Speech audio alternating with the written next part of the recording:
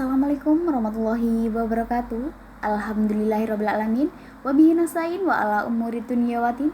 Wassalatu wassalamu ala asrofil anbiya'i wal mursalin wa ala alihi wa sahbihi ajmain, amma ba'du. Segala puji kita panjatkan kehadirat Allah Subhanahu wa taala atas segala nikmatnya yang telah diberikan kepada kita semua. Nikmat sehat, nikmat taufik, hidayah, inayah, dan nikmat yang paling besar adalah nikmat iman dan Islam. Salawat serta salam tak lupa kita sanjungkan kehadiran Nabi besar Muhammad SAW. Nah, pada kesempatan kali ini akan sedikit membahas mengenai etika dakwah virtual. Nah, di mana dakwah merupakan suatu aktivitas yang berupaya mengubah suatu situasi tertentu kepada situasi yang lebih baik menurut ajaran Islam. Nah, dengan kata lain, dakwah berarti menyampaikan, mengajak, menyeru kepada hal-hal yang amar ma'ruf nahi mungkar sesuai dengan ajaran Islam. Sesuai dalam Quran surat Ali Imran ayat 104, Surat Ali Imran ayat 104 yang berbunyi, A'udzubillahi minasyaitonirrajim. Bismillahirrahmanirrahim. Wal takum minkum ummatun yad'una ilal khairi wa ya'muruna bil ma'rufi wa yanhauna 'anil munkar wa ulaika humul muflihun. Yang dimana artinya, dan hendaklah ada di antara kamu segolongan umat yang menyeru kepada kebajikan, menyeru kepada yang ma'ruf dan mencegah dari yang munkar. Merekalah orang-orang yang beruntung.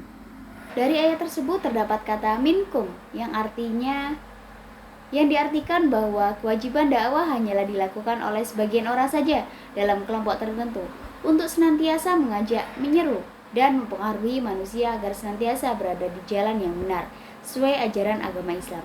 Namun karena setiap manusia memiliki potensi dalam menyampaikan kebaikan, terlepas bagaimana cara dan kepada siapa saja, maka Rasulullah menegaskan dengan kalimat baligu ani walau, ayat-ayat yang artinya bahwa disampaikanlah dariku meskipun satu ayat. Dari hadis tersebut terdapat kata baligu yang diartikan sebagai kata perintah fi'il amr yang ditunjukkan untuk semua muslim bentuk jamak. Maka dijelaskan bahwa dakwah merupakan kewajiban bagi setiap muslim yang mengaku dirinya muslim atau mukmin. Usaha tidak lain untuk menyebarluaskan agama Islam, memberikan jalan yang baik kepada umat demi kebahagiaan manusia di dunia dan di akhirat. Selain memahami maksud dakwah, dai juga perlu untuk memahami etika dalam berdakwah, baik dalam segi kualitas, pemilihan materi dakwah maupun cara penyampaiannya. Pasalnya, selain manfaat dari mengoptimalkan media internet untuk berdakwah, kita juga memiliki sisi negatif, yaitu ketika manusia telah terbiasa mengakses kebutuhan hidupnya dari segi agama hanya dengan mengandalkan kecanggihan teknologi sekarang. Segala jenis informasi apapun maupun manusia diketahui dengan cukup menekan search atau share. Sayangnya, spirit dalam menggunakan kecanggihan ilmu teknologi tidak diiringi dengan kesiapan mental yang dimana dimiliki oleh manusia sekarang. Etika serta nilai-nilai yang didahulu dibangun rontok sudah sejak hadirnya internet di kehidupan manusia. Sebagai contoh, masyarakat dengan mudahnya melakukan copy paste terhadap informasi yang ada di dalam internet.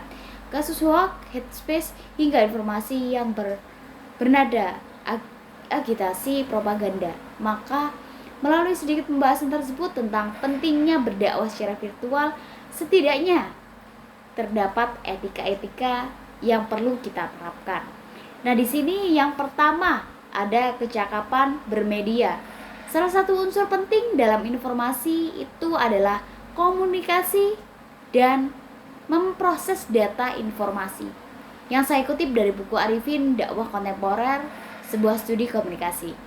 Hal ini menimbulkan pengaruh yang besar, terutama komunikasi antar manusia yang meliputi pengumpulan informasi, penyimpanan informasi, pengolahan informasi, kemudian penyebaran informasi, dan balikan informasi atau yang dinamakan umpan balik. Nah, dari semua unsur tadi dapat dijelaskan secara jelas bahwa jika salah satu unsur saja hilang, maka informasi yang disampaikan tidak menjadi informasi yang baik untuk dikonsumsi, apalagi diamalkan, terutama pada proses yang ketiga yang dimana dai dituntut untuk mampu bagaimana mengolah informasi secara baik dan benar, kemudian disebarluaskan dengan baik dan benar juga, supaya mampu diterima oleh mad'u secara baik, sehingga memberikan feedback sesuai dengan tujuan dakwah yang dilakukan. Maka dari itu, kehidupan nyata di dalam dunia maya yang difasilitasi oleh internet merupakan gejala westernisasi, harusnya dikelola dengan baik oleh orang yang handal dan terampil. Nah, keterampilan dan kehandalan oleh seorang dai sangatlah dibutuhkan dalam proses dakwah virtual ini. Pasalnya, gejala tersebut sudah membumi, dikenal oleh semua umat, tidak terkecuali mereka yang memiliki niatan yang buruk sekalipun, menggunakan internet secara eksploitasi dan jauh dari kata ajaran Islam, sehingga hampir tidak bisa diketahui mana yang penjahat dan mana yang mujahid. Akibatnya banyak perdebatan dan perpecahan yang terjadi karena penggunaan internet yang tidak disinkronkan dengan kesiapan para penggunanya. Di sini yang kedua ada kredibilitas keilmuan dan akhlak. Jika dahulu terdapat maqalah atau peribahasa Arab yang mengatakan udur maqalah wala tandur manqalah, bahwa kita hanya dianjurkan untuk melihat apa yang disampaikan, bukan melihat siapa yang menyampaikan. Namun, jika melihat fenomena saat ini seperti yang dibahas sebelumnya, perlu kiranya untuk melihat bagaimana track record dai untuk menjadikan dai sebagai uswah atau teladan.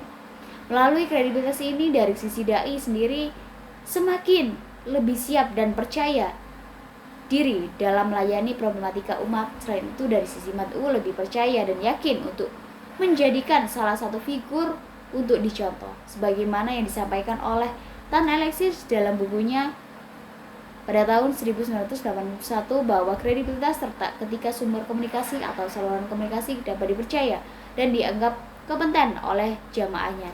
Artinya bahwa kredibilitas terdiri dari dua unsur, yaitu keahlian dan kepercayaan. Hal ini berkaitan dengan aspek kecerdasan kognitif dai dalam menyampaikan pesan dakwah, juga dari aspek sikap dan moral dai dalam kehidupannya, seperti ketika meneladani sifat Rasulullah yang sedikit.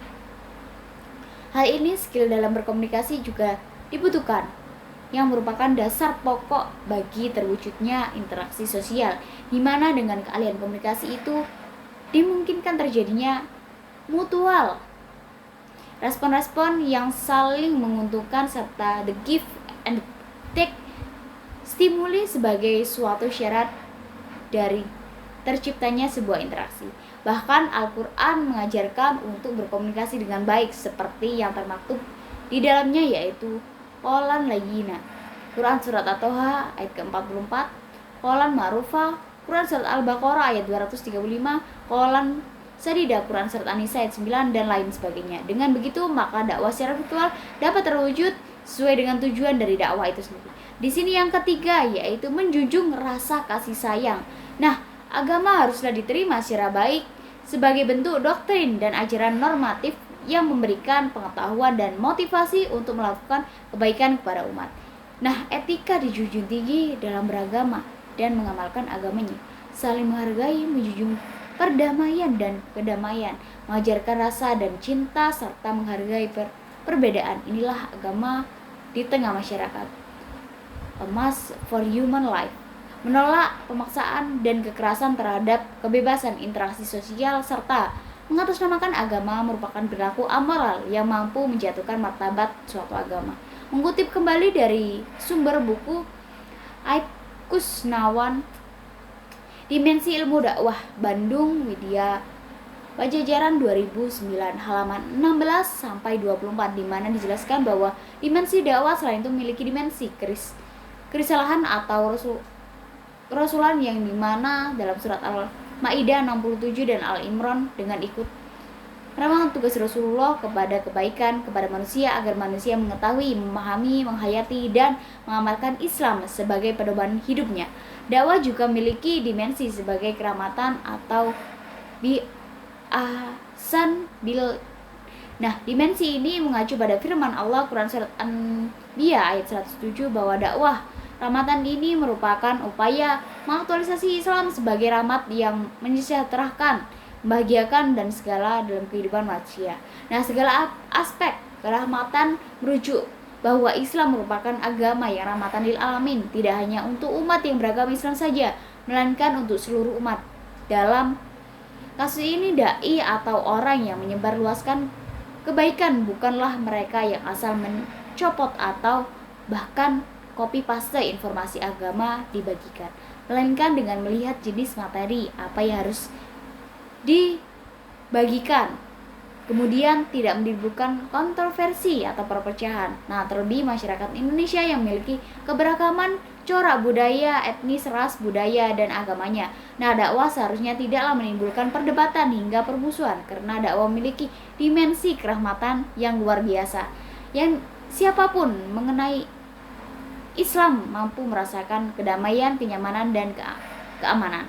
Maka materi dakwah yang sebaiknya dibagikan oleh siapapun pengguna internet secara global tanpa memiliki skill tertentu ialah jenis materi dakwah yang meliputi dakwah berkonsep tabdir atau tadbir, yang mana dakwah melebihi ke beberapa manfaat Islam untuk kehidupan manusia, serta beberapa yang kuat validasi Islam yang rahmatan lil alamin, menciptakan pemberdayaan sumber instansi bagi kemajuan iptek dan juga ekonomi.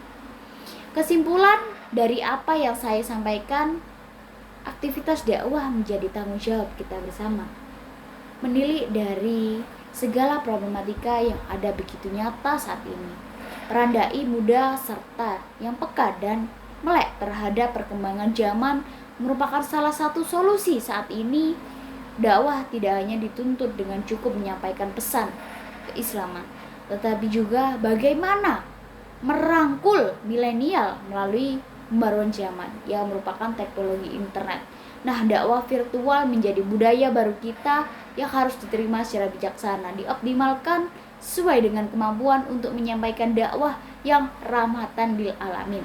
Nah, pentingnya penerimaan kebaruan yang artinya kita bersyukur dengan perkembangan akal yang telah Allah anugerahkan kepada manusia, serta mengoptimalkan dan berperan aktif menyampaikan dakwah Islam yang santun, damai, dan lembut melalui media virtual, yang artinya kita menjadi regenerasi Rasulullah dalam amar ma'ruf nahi munkar bil ma'ruf, dalam bingkai Islam yang rahmatan lil alamin sesuai dengan etika dakwah dalam Al-Quran, seperti kecakapan dalam bermedia, kredibilitas keilmuan dan akhlak, serta menjunjung tinggi rasa kasih sayang. Akhirul kalam, wassalamualaikum warahmatullahi wabarakatuh.